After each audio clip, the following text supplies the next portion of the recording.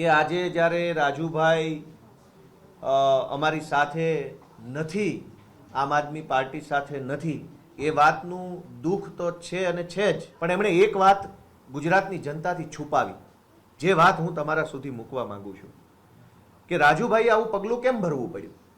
કારણ કે એમના ઉપર કુલ 3 કેસો છે. 2022ની વિધાનસભાની ચૂંટણીમાં એફિડેવિટ કર્યું, એમાં એમણે 3 કેસોનો ઉલ્લેખ કર્યો છે.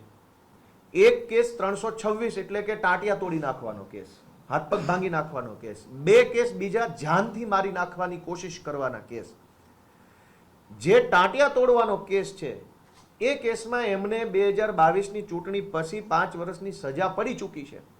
અને જે સજા એ વખતે પડી ત્યારે પાર્ટીમાં અમારે બધાય ચર્ચા થઈ હતી, ત્યારે ખૂબ ડરતા હતા કે હવે શું થશે. ત્યારે અમે બધાએ કીધું કે કોઈ ચિંતા કરવાની જરૂર નથી, આ બધું કોર્ટમાં આપણે સારી રીતે બધા આગળ વધીશું અને કોઈ તકલીફ નહીં પડે. સુરેન્દ્રનગરની સેશન્સ કોર્ટમાં 12મી ફેબ્રુઆરીએ રાજુભાઈ કરપડા, જો અહીં આરોપીના નામ લખ્યા છે, ભૂપતભાઈ જીલુભાઈ, ઓરુભાઈ જીલુભાઈ, રાજુભાઈ મેરામભાઈ કરપડા, બાવકુભાઈ અને રામકુભાઈ, આ 5 આરોપી ઉપર જે કેસ છે એ કેસનું સુરેન્દ્રનગરની અદાલતમાં આજે આખરી નિર્ણય થવાનો હતો.